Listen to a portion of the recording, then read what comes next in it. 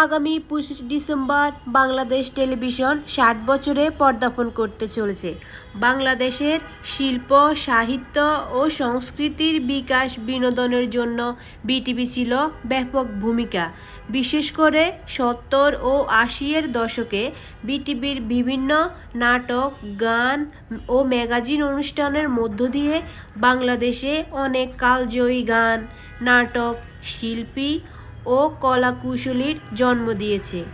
আজকের দিনে যারা বাংলাদেশের সাংস্কৃতিক অঙ্গনে নানাভাবে প্রতিষ্ঠিত, একসময় তাদের প্রাণের জায়গা ছিল বাংলাদেশ টেলিভিশন।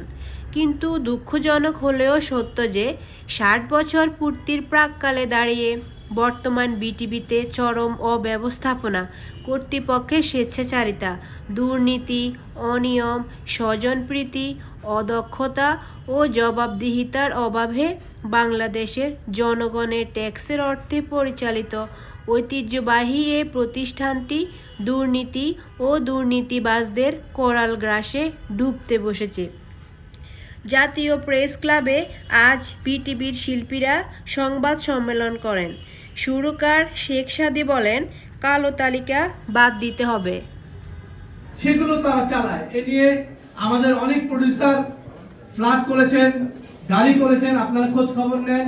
আর যে পত্রিকায় নিউজগুলো হয়েছে সেই পত্রিকায় ধরে ধরে লেখা আছে যে কার কোথায় কয়টা ফ্ল্যাট আছে, বাড়ি আছে।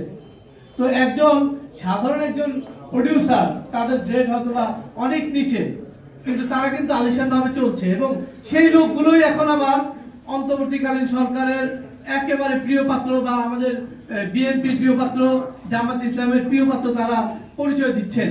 তো আমার কথা, আপনারা যদি এই প্ল্যাটফর্ম থেকে একটু দাবি করেন, আমাদের সাথে রাখেন, আমাদের যারা অন্যান্য সহকর্মী আছে তারাও আপনাদের সাথে থাকবে। এদেরকে আমরা চিহ্নিত করব, আপনারা আমাদের সাথে থাকবেন এবং আমি বিশ্বাস করি যে একদিন না একদিন সূর্য উদয় হবে, এই রাতের অন্ধকার যাবে এবং সত্যিকারের লোকদেরকে খুঁজে বার করে নিয়ে আসবে। সবাইকে ধন্যবাদ। এই যে কালো তালিকা মুক্ত করার নিয়মটা, এটা কোত্থেকে আসলো, কে করলো? এটা তো বন্ধ করা উচিত। না, নামগুলো বলবো কেন? নাম বলতে যাচ্ছি না আমি। কেন তালিকা মুক্ত করবে? তাদেরকে আন্দোলন করেছে সেটাও তালিকা মুক্ত করবে? তাহলে আপনারা যে বিগত গভর্নমেন্টের সব চাকরি করছেন, আপনারা সবাই বাধ্য হওয়া উচিত। আপনারা কেউ তো চাকরি করেন। টেলিভিশনকে সংস্কার করা উচিত। টেলিভিশনের সমস্ত যারা আছে, একজনও ম্যাক্সিমাম লোক অকর্মণ্য লোক, তাদের কোনো ক্রিয়েটিভ সেন্স নাই, তারা ক্রিয়েটিভ কোনো কিছু করতে পারে না, তারা ধান্দাবাজি করে, তারা পয়সা তৈরি করে, তারা মানুষদেরকে নিয়ে তালগুল পাকায়, তারা নানান রকম কুমন্ত্রণ আনে তাদেরকে। তো আমি আশা করব আপনারা এখানে যারা এসছেন তারা সঠিকভাবে যদি আপনারা এই সংবাদগুলো তুলে দেবেন, তাহলে আমার মনে হয় দেশ বাঁচবে, সংস্কৃতি বাঁচবে, শিল্পীরা বাঁচবে। আর যদি শিল্পীরা বাঁচে তাহলে সংস্কৃতি বাঁচবে, আর সংস্কৃতি যদি বাঁচে তাহলে দেশ বাঁচবে। আপনাদের কাছে আমার এই প্রত্যাশা রইল। আপনাদেরকে অনেক ধন্যবাদ।